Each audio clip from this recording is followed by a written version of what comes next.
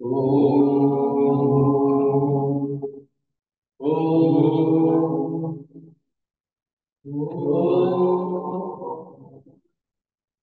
आपला अभ्यासक्रम हळूहळू पूर्ण होत आलेला आहे.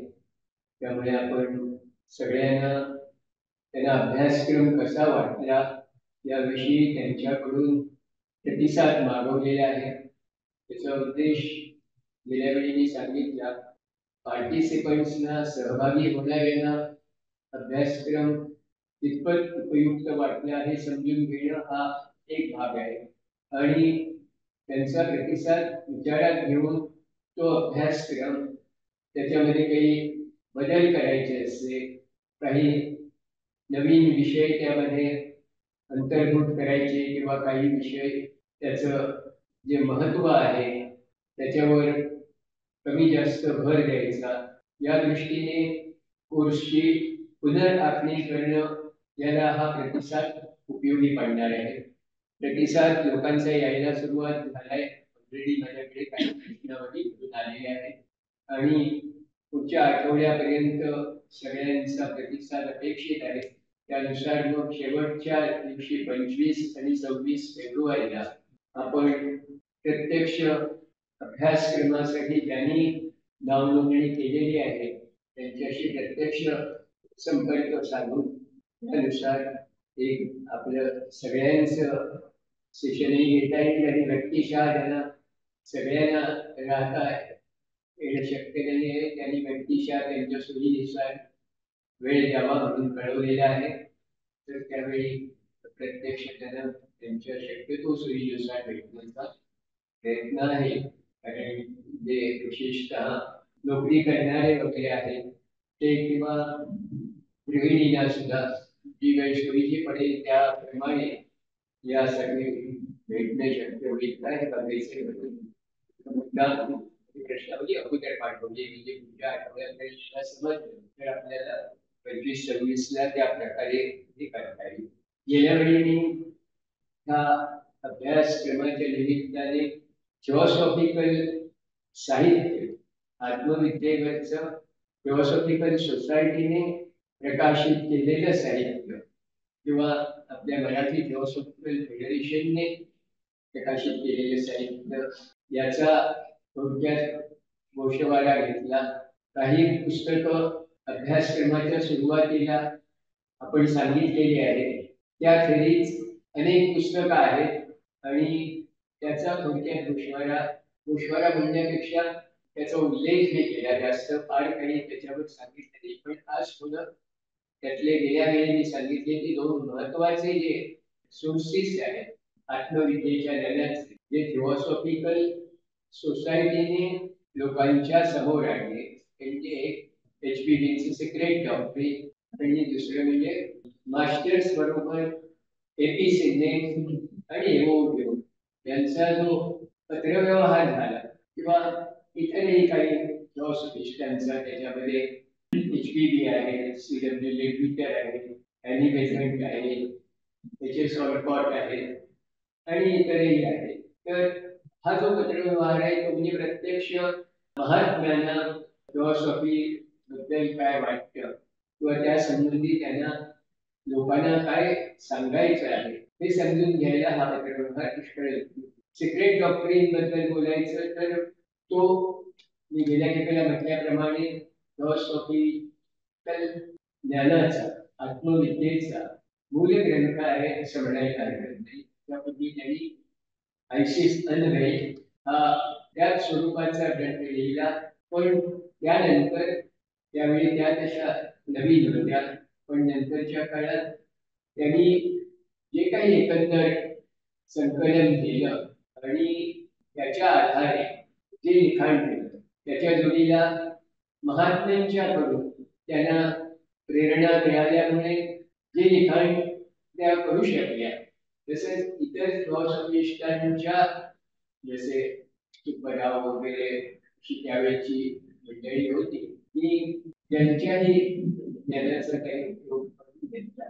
तर ह्या सगळ्या संकलित ज्ञानाविषयी आपल्याला ह्या आजच्या अभ्यास वर्गामध्ये जाणून घ्यायचं आहे. तर फिलॉसॉफीच्या मुळात जे लेखन झालं ते बराच काळ त्याची तयारी हे मास्टर्स HVBंच्याकडून करून घेत होते. असं एकंदरीत त्यावेळेचा पत्रव्यवहार पत्रव्यवहार पाहिला किंवा त्यावेळेच्या ज्या काही नोंदी आहेत त्याचा अभ्यास केला तर लक्षात येतं. म्हणजे IC सनवेलचे लिखाण झाल्यानंतर HVBला घड्याळ रोखून बाहेर जावं लागलं.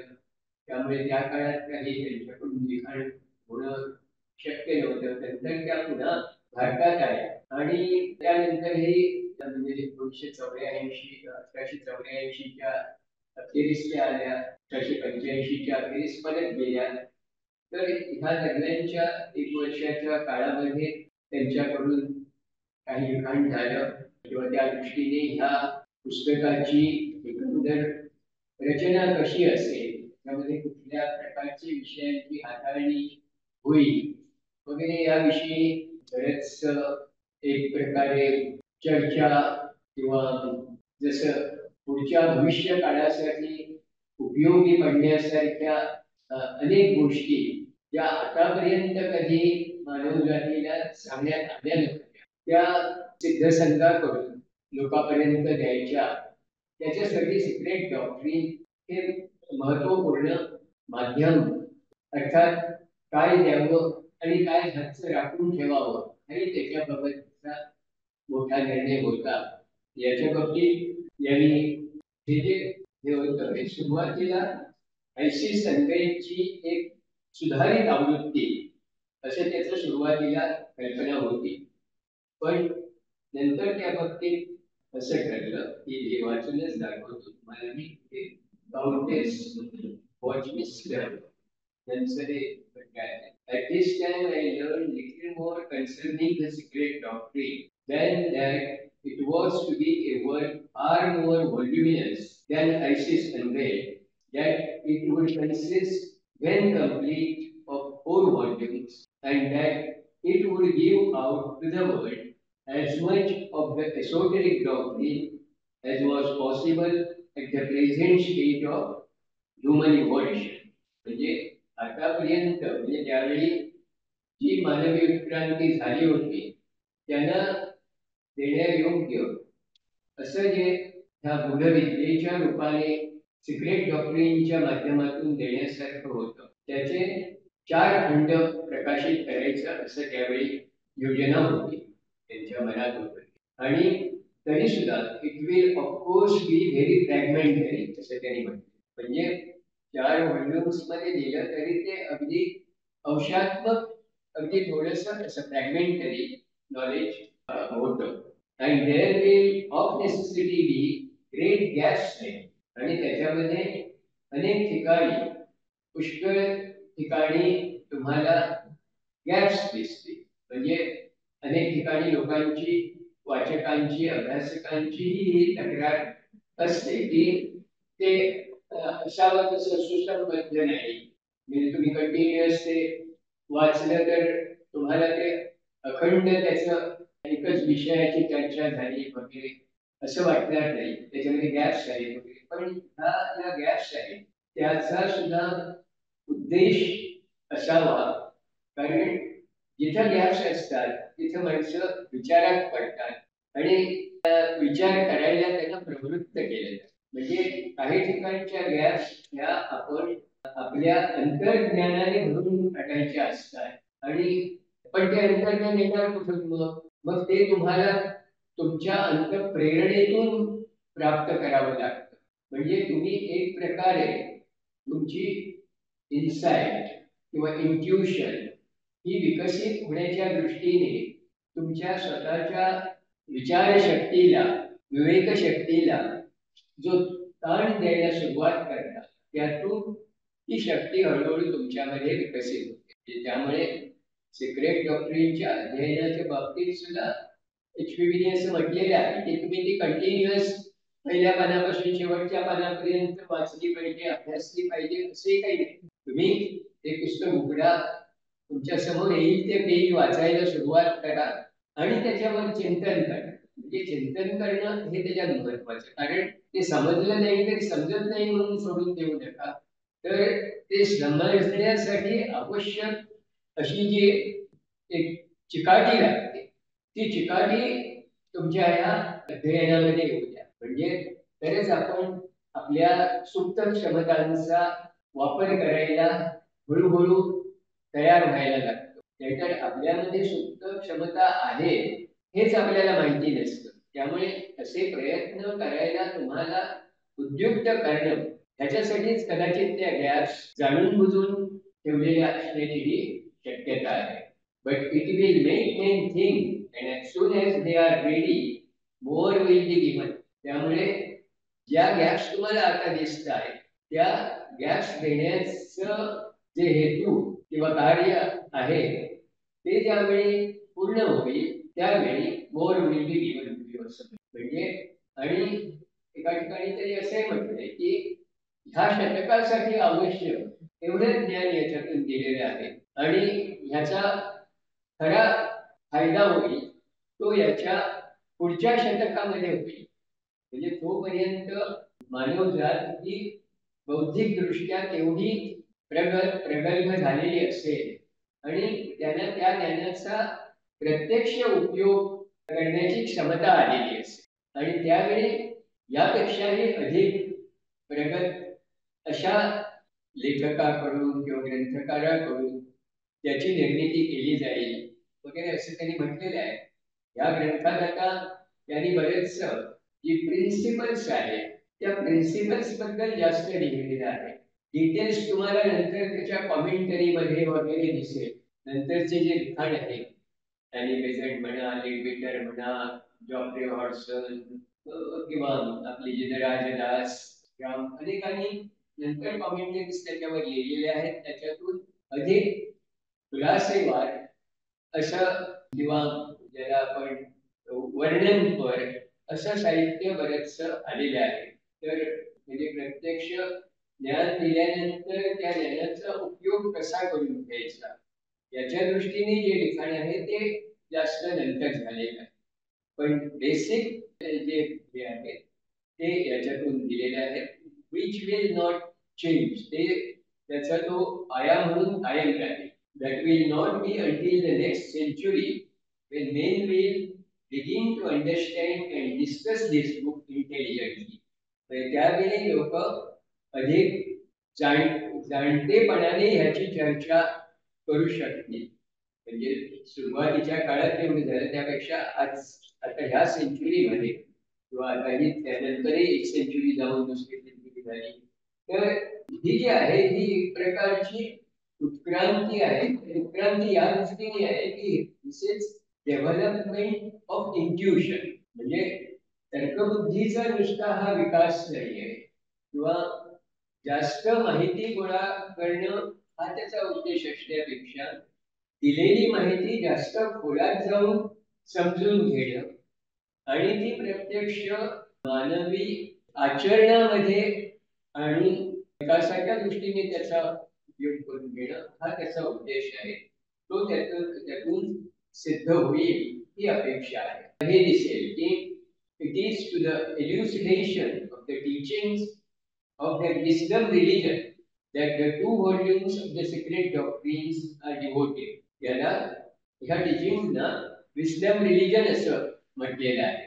म्हणजे एक प्रकारे गेल्या वेळेला मी सांगितलं की philosophy is the corner stone of future religions असं म्हटलेलं आहे. तर हा wisdom religion is another name for the future religion. म्हणजे आताचे सध्याचे जे रिलीजन्स आहेत त्यांची सुद्धा सुरुवात ह्या विस्डम रिलीजन सारखीच झालेली आहे. पण ती त्या काळाला स्थळाला अनुसरून त्यावेळी जे योग्य होतं ते झालं.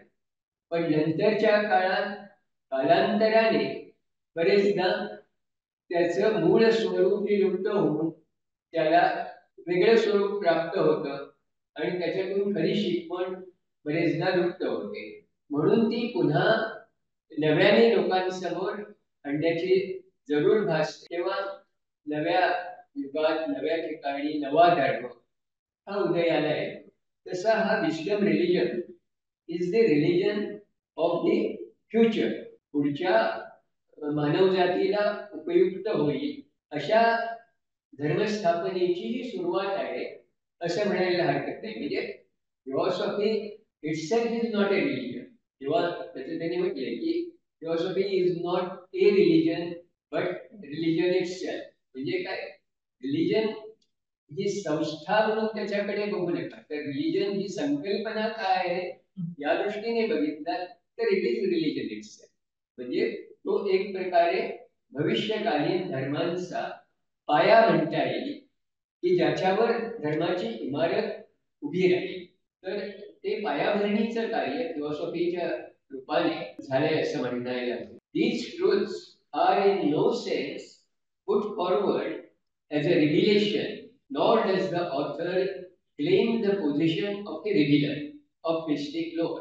म्हणजे हे काहीतरी नवीन तुम्हाला प्रत्ययाला आलंय आणि सांगितलंय असं नाहीये. आणि तसा एचपीबींचा सुद्धा क्लेम नाही की आपण हे काहीतरी जगाला नवीन देते. ते फक्त नाव made public for the first time in the world see. अशा प्रकारे जगाच्या इतिहासामध्ये पहिल्यांदाच ते उघडपणे सांगितलेलं आहे, मेड पब्लिक.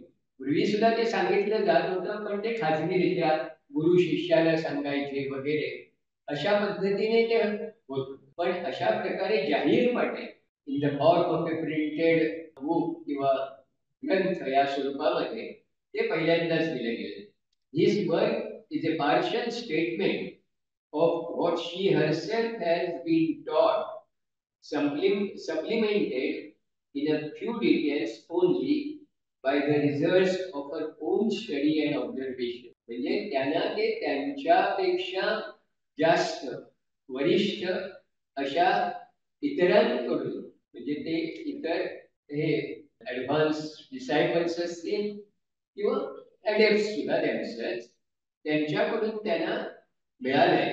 आणि त्याच्यामध्ये त्यांचा स्वतःचा अभ्यास किंवा स्वतःचे निरीक्षण याची थोडी भर पडली असेल, पण त्यांचं ते काही स्वतःचे रिलेशन्स म्हणून त्यांनी मांडलेली नाही. It is needless to explain that this book is not the Secret Doctrine in its entirety but a select number of fragments of its fundamental tenets. म्हणजे हे काही सिक्रेट डॉक्ट्रिनचं अंतिम स्वरूप नाही आहे, किंबहुना त्यातले काही निवडक उतारे फक्त ह्या ग्रंथाच्या रूपाने जगाच्या समोर त्यावेळी ते मांडलेले आहेत. The aim of this work may be thus stated. तर काय याचा उद्देश आहे? To show the nature is not a fortuitous concurrence of atoms and to assign to man his rightful place in the scheme of the universe. माणसाला विश्वाच्या एकंदर पसाऱ्यामध्ये त्याचं नेमकं स्थान, त्याची भूमिका, त्याचं महत्व काय आहे हे लक्षात आणून देणं हा याचा उद्देश. म्हणूनच तुम्हाला सिक्रेट डॉक्ट्रिन मध्ये हे दिसेल की कॉस्मोजेनेसिस आणि अँथ्रोपोजेनेसिस, म्हणजे विश्वाची निर्मिती आणि सृष्टीची उत्पत्ती, हे विषय त्याच्यामध्ये हाताळलेले आहेत. आणि त्या सृष्टीच्या उत्पत्तीमध्येच मानवाची जी काय निर्मिती आहे त्याचं एकंदर ह्या म्हणजे स्थान काय आहे, भूमिका काय आहे, महत्व काय आहे, हे त्याच्यामध्ये माणसाच्या लक्षात आणून देणं, म्हणजे त्याचं जे दैवी स्वरूप आहे ते त्याचं रिअल नेचर ऑफ मॅन ते लक्षात आणून देणं हा त्याचा उद्देश आहे.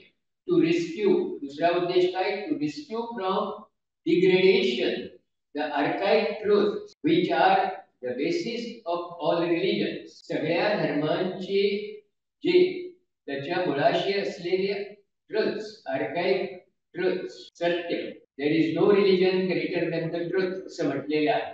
तर हे जे सत्य धर्माच्या मुळाशी आहे त्याचं जे डिग्रेडेशन होतंय ते थांबवलं. To rescue the degradation, to rescue from degradation the archaic truths which are the basis of all religions, हा त्याचा उद्देश.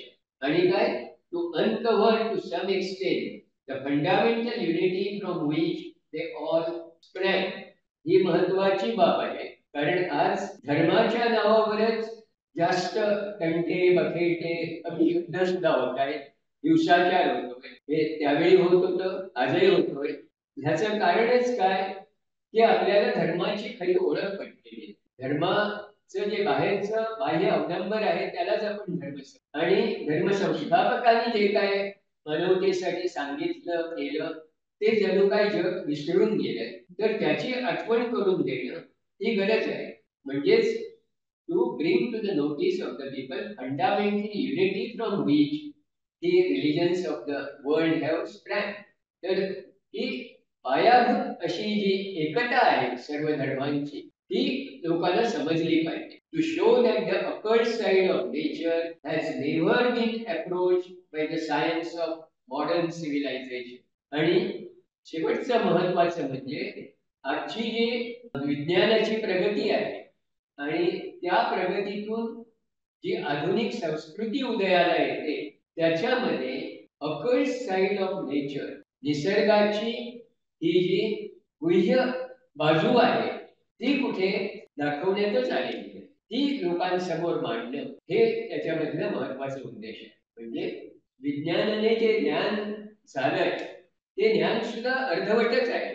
म्हणजे ते ज्याला संपूर्ण ज्ञान म्हणता येईल असं नाही, ते फक्त मटेरियलिस्टिक नॉलेज सगळं लोकांच्या समोर आलंय आणि त्याच्यामुळे काय झालंय की त्याचा प्रभाव एवढा पडलाय की त्यामुळे जे इमटेरियल आहे किंवा मटेरियलिस्टिक नाही त्याचा लोकांना विसर पडायला लागलाय.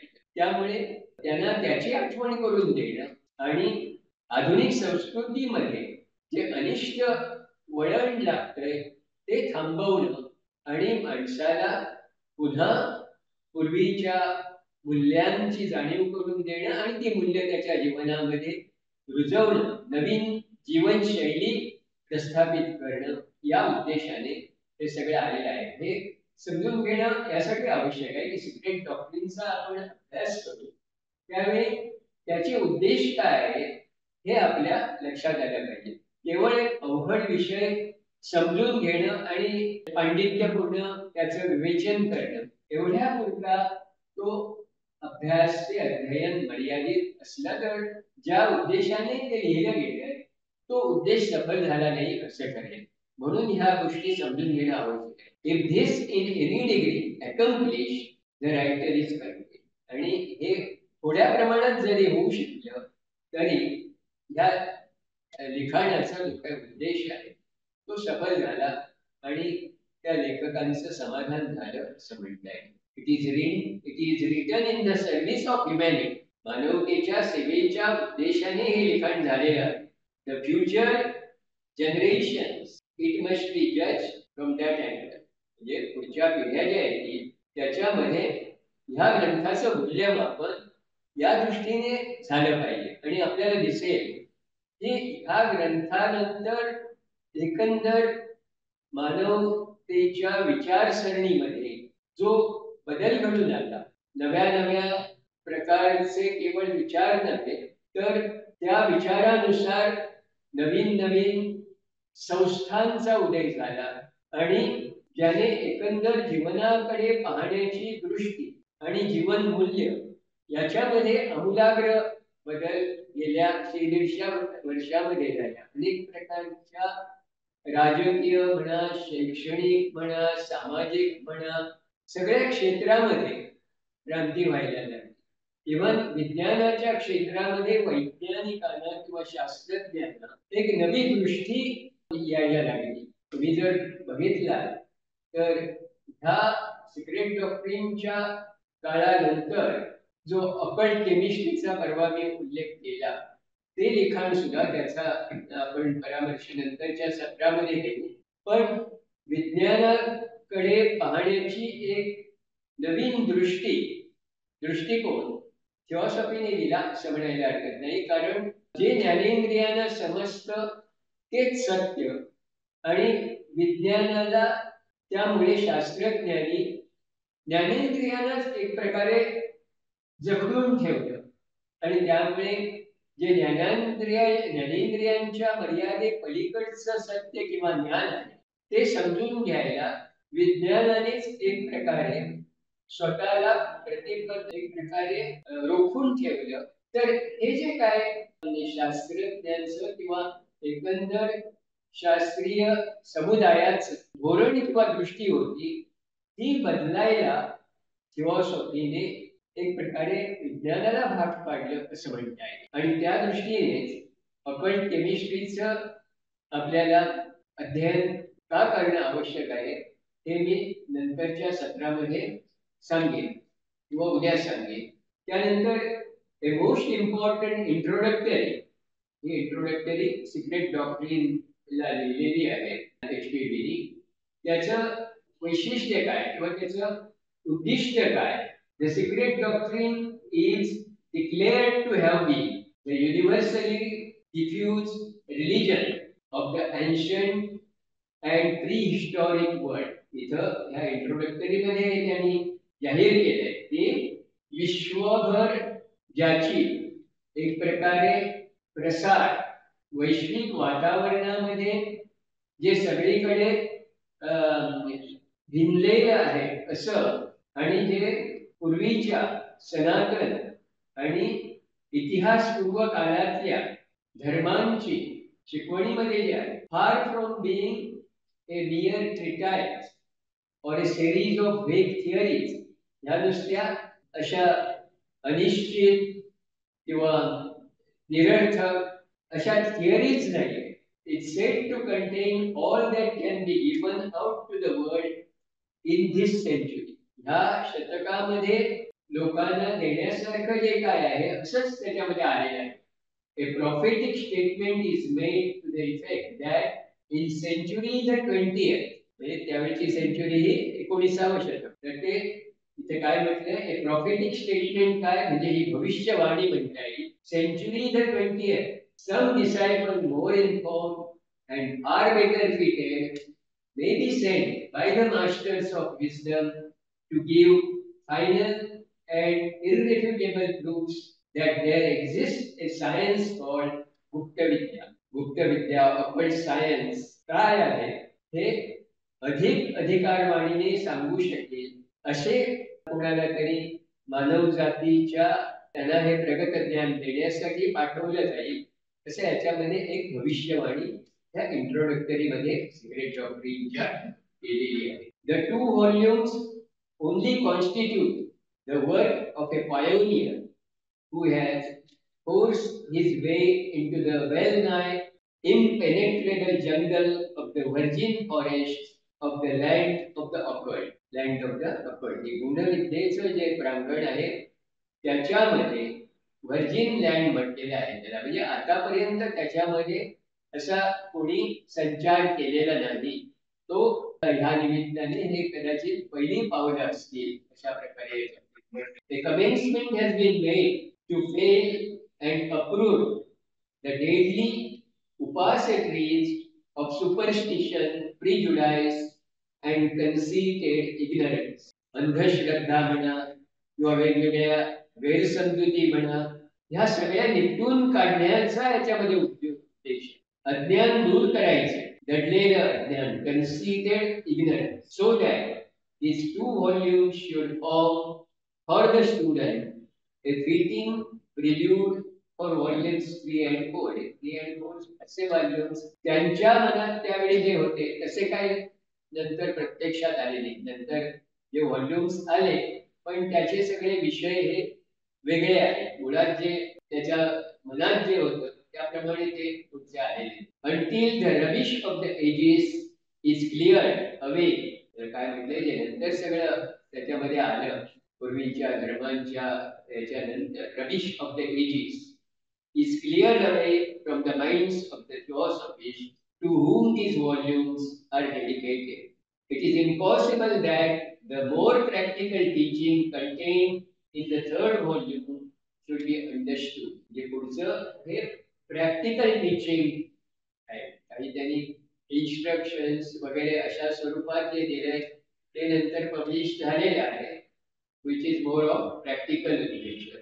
Consequently, it entirely depends upon the reception with which volumes 1 and 2 will meet at the hands of the theosophists and mistakes. Whether these last two volumes will ever be published. पहिले दोन volumes मानवजात कशा प्रकारे स्वीकारते, त्याचं स्वागत करते, त्याचा उपयोग करून घेते, याच्यावर पुढचे व्हॉल्यूम्स प्रकाशित होणं न होणं हे अवलंबून राहील असं म्हणतात.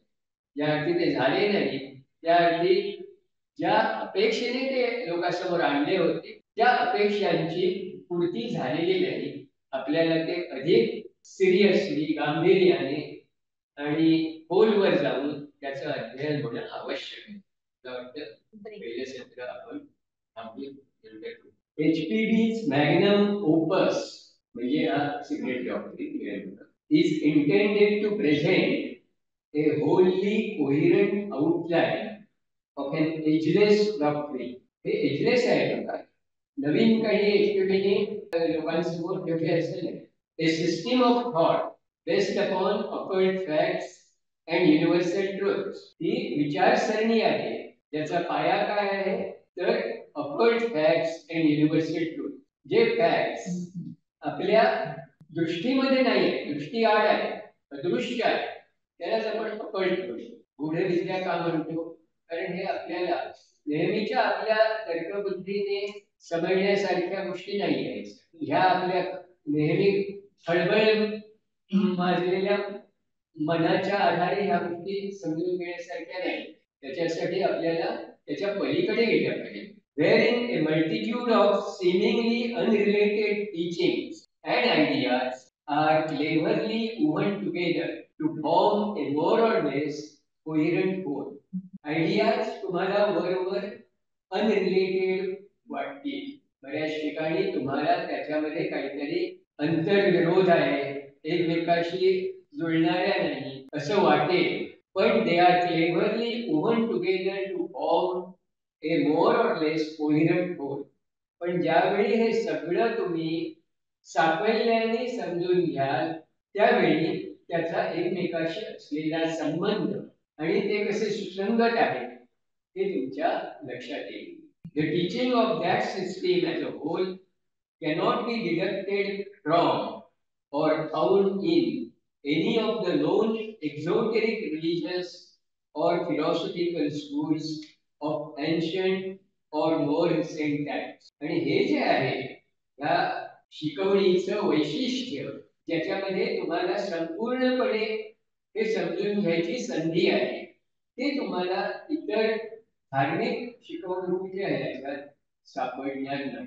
कारण त्याच्यात कुठल्या तरी एका गोष्टीवर तुम्हाला भर दिलेला दिसतो आणि ती धर्माची शिकवण म्हणून तुम्ही ऍक्सेप्ट करता, पण त्याचा इतर ह्याच्याशी जो संबंध आहे तो संबंध बरेचदा आपल्या दृष्टीआड असतो किंवा आपल्या समजण्यामध्ये आलेला नसतो. The stupendous cosmogenesis and anthropogenesis presented for our consideration and study are completely sui generis. They are not copied from any of the world's scriptures. हे कुठल्याही जगामधल्या इतर धार्मिक शिकवणुकीच्या, धर्मशास्त्राच्या किंवा कोणत्याही प्रकारच्या धर्मग्रंथांच्या, शास्त्रग्रंथांच्या माध्यमातून घेतलेले नाहीये. Nor are they pieced together from a number of them. किंवा ते वेगवेगळ्या ठिकाणचं इथलं एक, दुसरीकडचं एक, तिसरं एक असे करून एकत्र जुळवलेलं असंही नाही.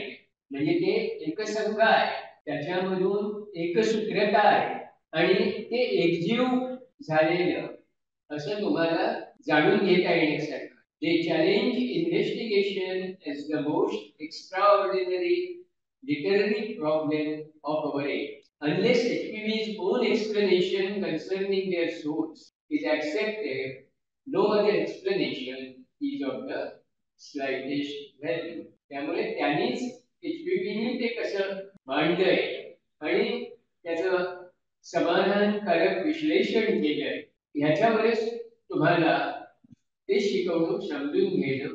The only way in which they will solve the problems raised will be by paying attention to the direct teachings of the secret doctrine, which are now being given out to the world through the columns of this magazine, The Theosophist, for the first time in the history of subject.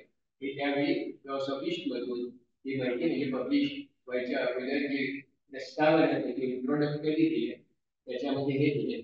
Secret Doctrine is the first major work in several thousand years which is intended to and actually does outline in a consecutive and coherent manner the foundation principles of that universal occult doctrine, the Brahmavidya. ब्रह्मविद्येचे जो जी तत्व पायाभूत आहे किंवा ज्याला गुप्त विद्या आपण ब्रह्मविद्या म्हणा गुप्त विद्या म्हणा ग्रीक ह्याच्यामध्ये त्याला नॉसिस म्हटलेले आहे. तर ते समजून घेण्यासाठी हे हजारो वर्षानंतर आपल्या समोर आलेलं ज्ञान आहे. Which was the original knowledge of the मानसपुत्र.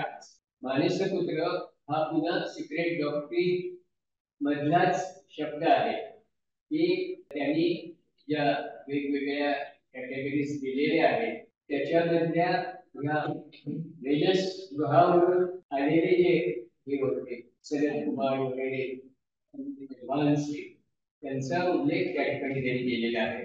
Who brought it to nascent mankind in this round and left it in the care of its then highest exponents as a perennial fountainhead of spiritual truths. हे आपले सनत कुमार आणि त्यांचे इतर अनेक शिष्य चौघे तर चार कुमार तुम्हाला माहित आहेत. या सिक्रेट डॉक्ट्रिनचं वर्णन कसं केलंय बघा. What is secret doctrine? A synthesis of science, religion and philosophy. हे तिन्ही तुम्हाला त्याच्यामध्ये सापडते. केवळ धर्म नाही, केवळ तत्वज्ञान नाही किंवा केवळ विज्ञान नाही. तिन्हीची सांगड त्याच्यामध्ये घातलेली आहे. कारण हे तिन्ही पुन्हा वेगवेगळ्या मनोवृत्तीच्या माणसांना जवळचे वाट. म्हणजे ज्यांची तर्कबुद्धी फार प्रगल्भ असते त्यांना शास्त्र विज्ञान हे आकर्षून घेतं. जे श्रद्धाळू असतात पापभिरू वृत्तीचे असतात त्यांना धर्माचं आकर्षण असतं. आणि जे ज्ञानोपासना हाच ज्यांचा हे असतो त्यांना तत्वज्ञानाची असते. कुठल्याही गोष्टीत तत्व काय बाकीचा फापट पसारा तपशिलात त्यांना जास्त हे नसतं. त्यामुळे तत्वज्ञान हे बरेच पुन्हा विद्वानांच्या पंडितांच्या साठी वगैरे राहतं. ते तळागाळातल्या ह्याच्यासाठी फारसे नसतं. दैनंदिन जीवनाशी त्याचा हे नसतो. ब्रह्म म्हणजे काय, आत्म्याचा ब्रह्माचा संबंध काय वगैरे असे प्रश्न हे सर्वसामान्य माणसाच्या जीवनाला स्पर्श करणारे बरेचदा नसतात. पण ज्यावेळी आपल्याला सगळ्यांच्यासाठी काही घ्यायचं असतं त्यावेळी त्याचं महत्व हे असतं. आणि मानवाची जी उत्क्रांती उन्नती व्हायची आहे त्याच्यातलं ते आवश्यक अंग आहेच. कारण पूर्णपणे विकसित झालेल्या माणसाला त्यावेळी त्या तत्वज्ञानाची गोडी किंवा तत्वज्ञानाचं महत्व हे लक्षात आहे. अविकसित असंस्कृत मानवाला त्याचं काही देणं घेणं नसतं फार. तर सिक्रेट डॉक्ट्रिनचं हे वैशिष्ट्य आहे की त्याच्यामध्ये या तिन्हीची सांगड घातलेली आहे. म्हणजेच उत्क्रांतीच्या वेगवेगळ्या टप्प्यावर असलेल्या वेगवेगळ्या मनोवृत्तीच्या मानव वंशासाठी जातीसाठी धर्मासाठी सगळ्यांना उपयुक्त ठरेल असं हे गूढ विद्येचं पुस्तक. त्यानंतर हे work dedicated to all true theosophists in every country and of every race, for they called it forth and for them it was recorded. म्हणजे त्याची निर्मितीच कशामुळे झाली तर ह्या वेगवेगळ्या राष्ट्रामधल्या वेगवेगळ्या मानव वंशामधल्या ब्रह्मज्ञानाची ओढ असलेल्या लोकांनीच एक प्रकारे ही विद्या इथं त्यांच्या इच्छाशक्तीने आणलेली आहे. ही लोकांची गरज आहे सगळ्या देशातल्या सगळ्या मानव वंशातल्या. They called it forth and for them it was recorded. आणि त्याचं जे रेकॉर्डिंग झालं. कारण HPV म्हणतात की I am not the authoress, याची लेखिका मी नाही. At the most I am the writer or recorder. फक्त नोंद केलेली मी लिहिलं नाही. लिहिलं असं सुद्धा म्हणत नाही. लेखिका सोडा पण रायटर सुद्धा म्हणत नाही. The knowledge that the custodians thought it right and apt या दृष्टीने की ज्यावेळी ही विद्या जगासमोर आणली त्या वेळेला ती योग्य होती समयानुसार त्या वेळेला योग्य अशा वेळी ती दिली नाहीतर इतकी हजारो वर्षापूर्वी दिली असते पण त्यावेळी मानवजात त्यासाठी तयार नव्हती म्हणून ते आणि आता सुद्धा त्यांनी only they lifted one corner of the curtain असं म्हणते म्हणजे तो जो काही ह्या सगळ्या ज्ञानाला झाकून टाकणारा पडदा तो कुठेतरी एका टोकाने वर केलेला आहे म्हणजे तुम्हाला त्याचं एक टोक फक्त दिसतं ज्ञानाचं भांडार आहे पण ते भांडार तुमच्यासाठी खुलं केलेलं नाही त्या भांडाराचा एक कोपरा फक्त तुम्हाला दिसायला लागला त्याची खोली सुद्धा तुम्हाला अजून समजलेली नाही म्हणजे व्याप्ती आहेच खोली आहेच पण त्यातला फक्त एक वरवरचा कोपरा तुम्हाला या सिक्रेट डॉक्टरीने दाखवलेला आहे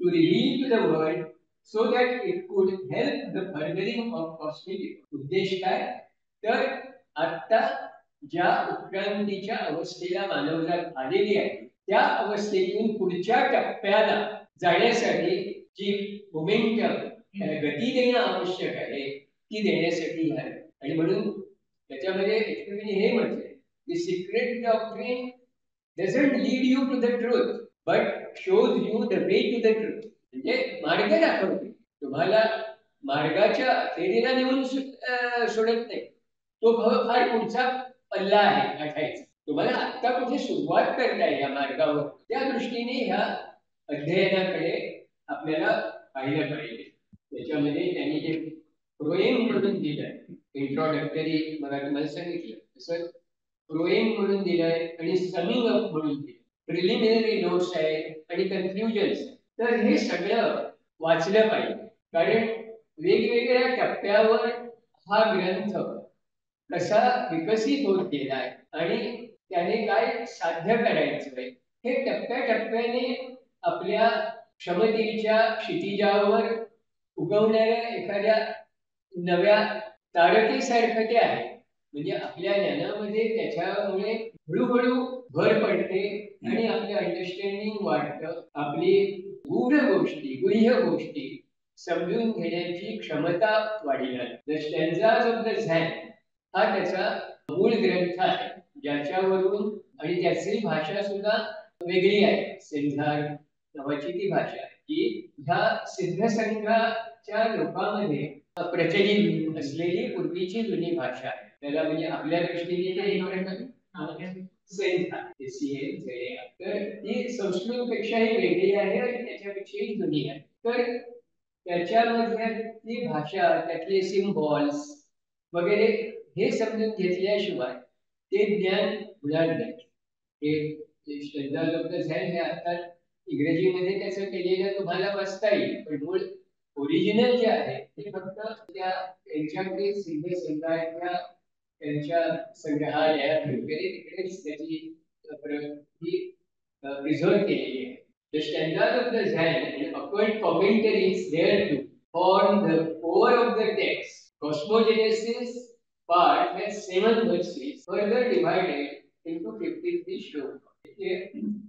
विश्वनिर्मितीचा भाग जो आहे पहिला त्याच्यामध्ये या स्टॅन्झाज ऑफ झॅनच्या 7 वर्सेस किंवा चॅप्टर्स आहेत आणि त्याचे एकूण 53 श्लोक तसंच एन्थ्रोपोजेनेसिस जे आहे त्याचे पुन्हा 12 verses further divided in 49 श्लोक त्याचे 12 हे आहेत चॅप्टर्स आणि त्याचे एकूण 50 श्लोक आहेत म्हणजे तुमच्या लक्षात येईल की तो जर तुम्ही वाचायचं ठरवलं तर 53 प्लस 49 म्हणजे हे 102 श्लोकांच्या याच्यावरून लॅबेट्स केली हे घेतलेले आहे म्हणजे ते बेसिक बुक म्हणतात याचं सिक्रेट डॉक्ट्रिनचं पायाभूत असं जो ग्रंथ आहे तो म्हणजे हा स्टॅन्झाज ऑफ ध्यान it is not available in any library but is obtained by the writer from Akashic records through her astral site म्हणजे हे तुम्हाला कुठल्या वाचनालयामध्ये सापडणार नाही ध्यान is a word for meaning ध्यान ध्यान आपण म्हणतो संस्कृत मध्ये त्याला ध्यान म्हणतात हे डी झेड वाय ए असं त्याचं स्पेलिंग केलंय त्यांनी, म्हणजे उच्चार कसा आहे. ध्यान म्हणजे सुद्धा ज्ञान ज्याला आपण म्हणतो त्याचाच तो अपभ्रंश आहे असंही म्हणता येईल. म्हणजे दोन्हीचा अर्थ वेगळा आहे, पण ध्यान मध्ये ते दोन्ही अर्थ आलेले आहेत. म्हणजे ध्यानही आहे आणि ज्ञानही आहे. म्हणजे ही जे आहे कॉस्मोजेनेसिस त्याला स्टोरी ऑफ क्रिएशन असं म्हणता येईल. एसोटेरिक फिलॉसॉफी ज्याला आपण म्हणतो, म्हणजे हे जे गूढ तत्वज्ञान आहे.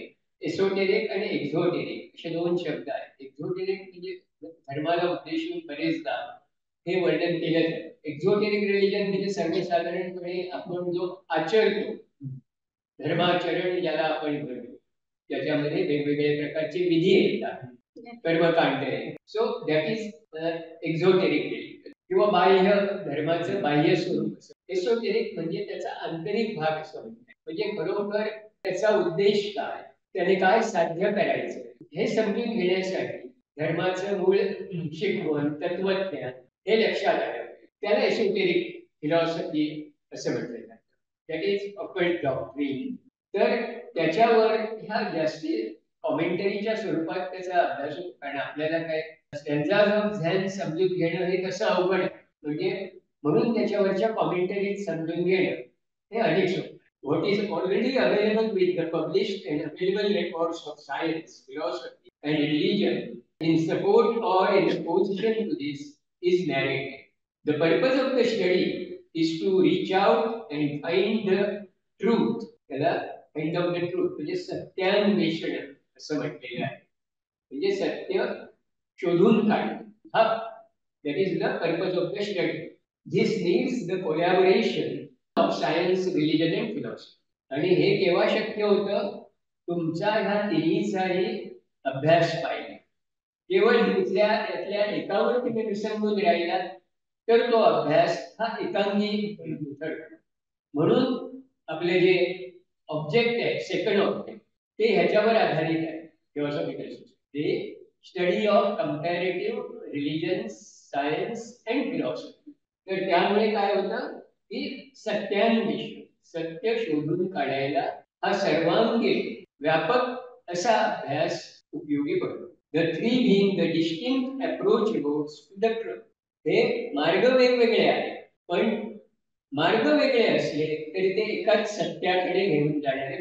Long time error was an attempt to play each one of the three against the other two and enter into an endless controversy in supremacy of a particular line of study.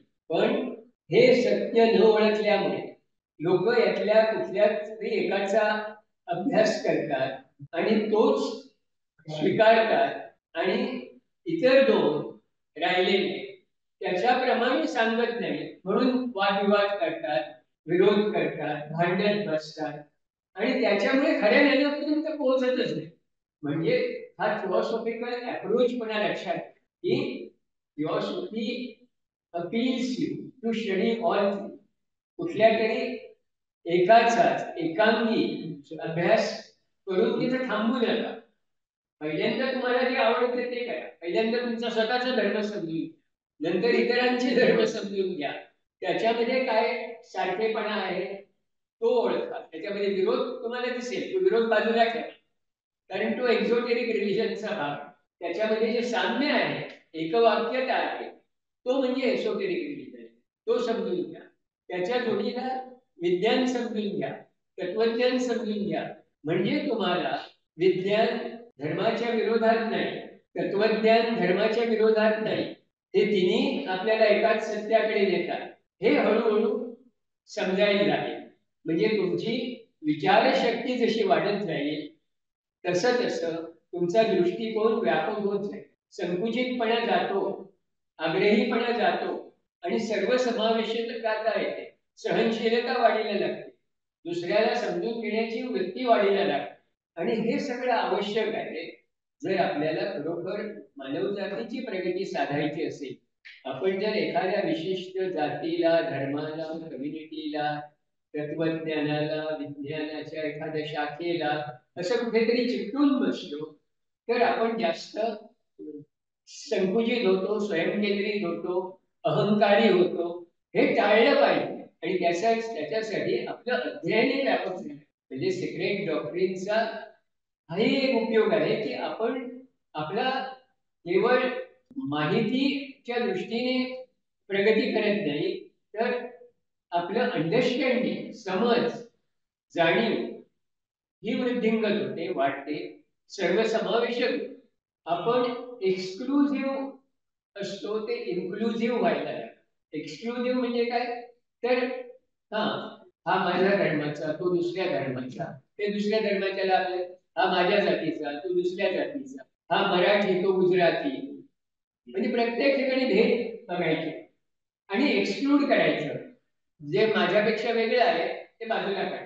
ही बाजूला काढायची प्रवृत्ती बाजूला गेली पाहिजे आणि ज्याचा अंतर्भाव करता येईल आपल्यामध्ये, तितका तो अंतर्भाव करायला आपण शिकलो, तर हळूहळू आपण सर्वसमावेशक व्हायला, all inclusive. There should be no exclusivity but all inclusiveness. हा आपल्या दृष्टिकोनातला आणि वृत्तीतला फरक येण्यासाठी हे अध्ययन आवश्यक. म्हणजे हे अध्ययन कशासाठी? तर हे उद्देश लक्षात घ्या.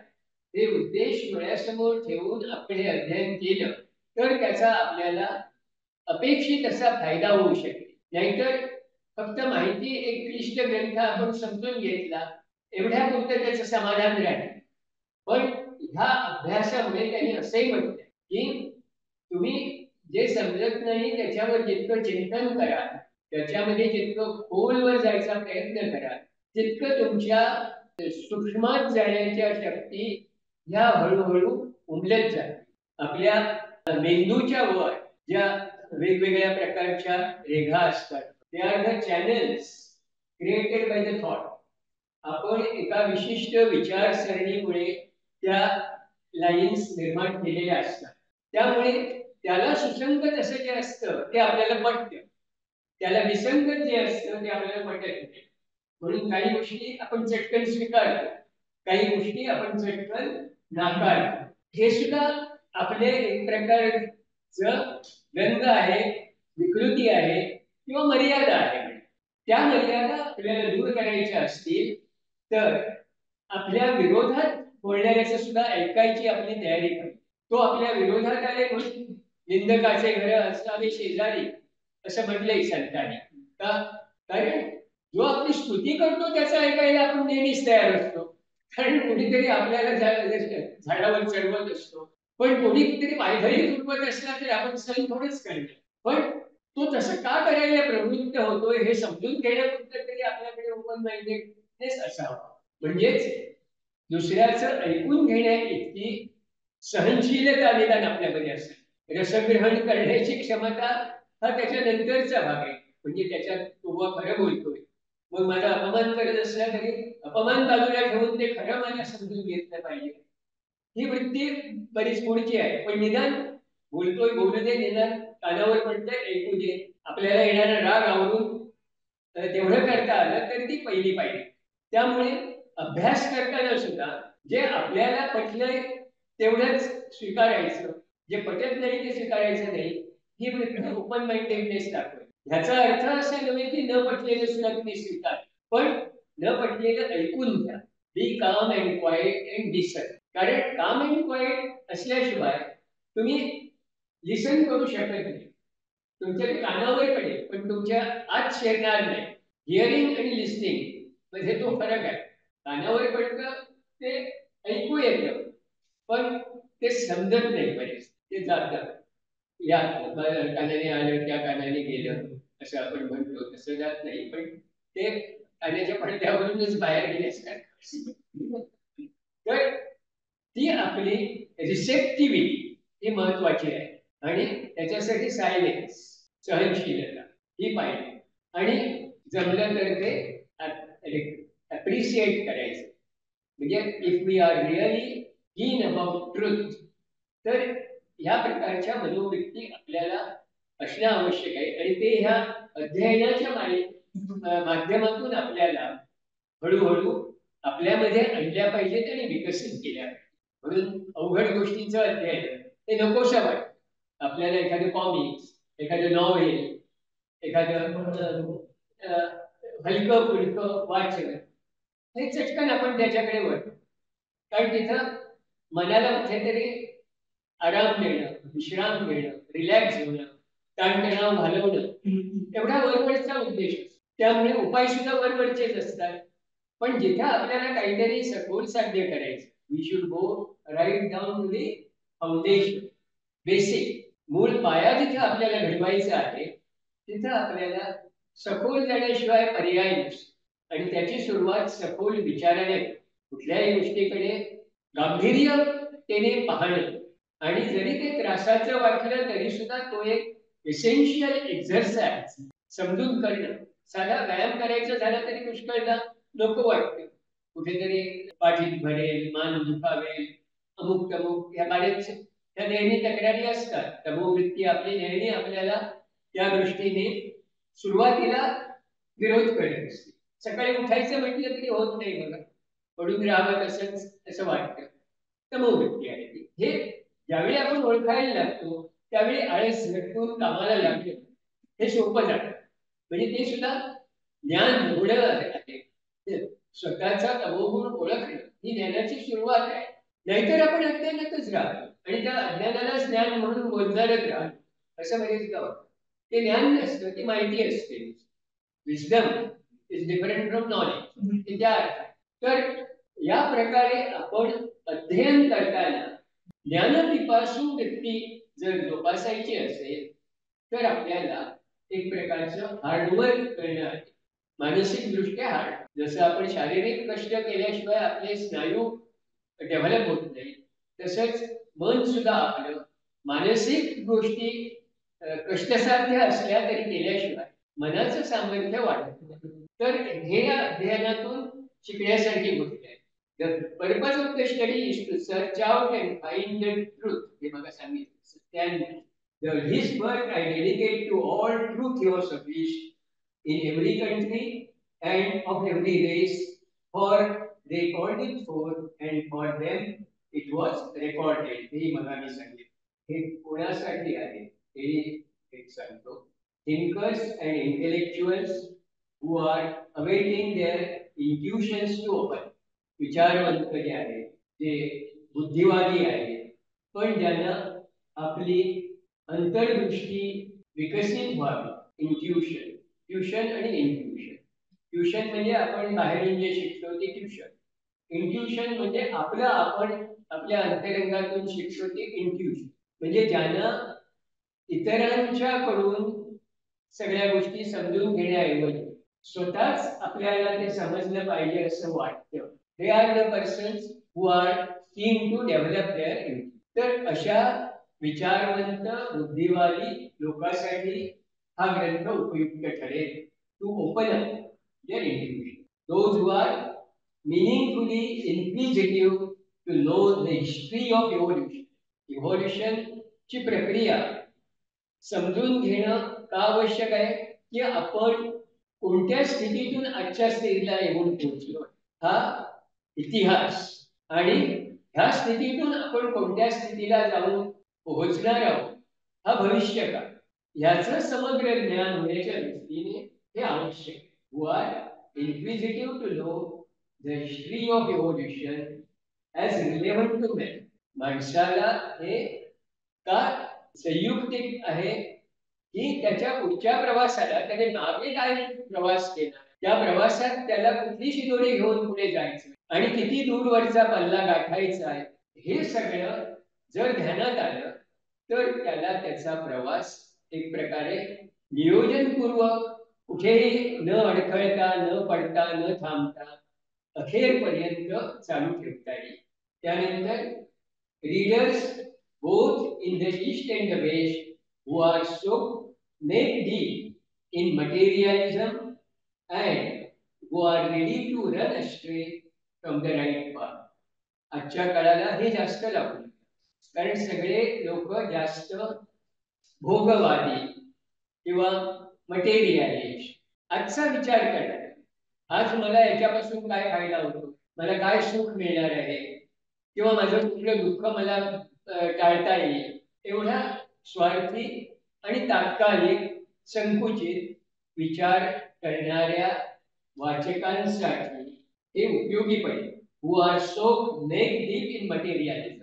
अगदी गळ्यापर्यंत जे मटेरियलिझम मध्ये बुडून गेलेले आहेत असे लोक, ज्यांना आजच्या शिवाय उद्याचा विचार नाही किंवा आपल्या पिढीशी पुढच्या पिढीचा विचार नाही, शॉर्ट साइटेड, इंटेन्सली सेल्फिश वगैरे वगैरे. तर अशा वाचकांना त्यांच्या खऱ्या जीवनाची, अस्तित्वाची, जीवनाच्या उद्देशाची ओळख पटवून देणं हे त्यावेळी महात्म्यांच्या दृष्टीने फार महत्वाचं होतं. आज जो विचार आपण करतोय तो विचारही त्यावेळी फार दुर्लभ होता. एकतर पाश्चात्य जगात तो विचार खूप कमी होता. लोक घाबरतात ते फक्त त्या कल्पना की कुठेतरी नरकात जायला नको, कायमचं परमनंट ह्याच्यात असल्यामुळे. म्हणजे त्याच ठिकाणी अंधश्रद्धा आली, भीती आली, इन्सिक्युरिटी वगैरे ह्या भावना आल्या. म्हणजे ज्ञानोपासना नाही, जाणून घेण्याच्या उद्देशाने नाही, तर काहीतरी वाईट घडू नये ते टाळण्यासाठी किंवा काहीतरी स्वर्गात सुख असेल ते सुख मिळवण्यासाठी ही जी मनोवृत्ती आहे त्याऐवजी जास्त वास्तव आणि व्यापक असा दृष्टिकोन अशा लोकांना लाभावा हा त्याच्यामध्ये उद्देश. नाहीतर जी डिव्हाइन प्लॅन आहे त्या दृष्टीने माणसाची वाटचालच होणार, तो आहे तिथेच त्या जन्ममृत्यूच्या फेऱ्यामध्ये कायम भरकटत. आणि तिसरी कॅटेगरी जी आहे ती members and sympathisers in philosophical philosophy who are keen to make definite. आणि ज्यांना याची जाणीव झाली की आपल्याला ह्या अध्यात्म मार्गावर प्रगती करून घेण्याशिवाय दुसरा काही मार्ग नाही पुढे जायचं असेल, नाहीतर आपण आहेच त्या चक्रामध्ये फिरत राहू, अशी ज्यांना खात्री पटली किंवा अशा विचारसरणीच्या बाबतीत ज्यांच्या अंतःकरणामध्ये सहानुभूतीची भावना आहे असे सिंपथायझर्स. म्हणजे प्रत्यक्ष आपल्यासारखे अभ्यासक किंवा आपल्यासारख्या लोकांच्या बाबतीत ज्यांना काहीतरी समविचारी आहे, ते सहानुभूती आहे आणि प्रत्यक्ष ते करत नसले तरी अशा गोष्टीबद्दल त्यांच्या विचारसरणीमध्ये, त्यांच्या भावनामध्ये त्यांना स्थान आहे, अशा लोकांच्या प्रगतीसाठी हा हे अध्ययन उपयोगी आहे. तर साकल्याने मी तुमच्या समोर ह्या गोष्टी ठेवल्या की सिक्रेट डॉक्ट्रिन मध्ये काय आहे, कोणत्या उद्देशाने ती लिहिलेली आहे, तिचं अध्ययन कशा प्रकारे करायचं आणि ह्या अध्ययनातून आपल्याला काय फायदा होऊ शकतो. तर मला वाटतं या ठिकाणी आज आपण थांबूया.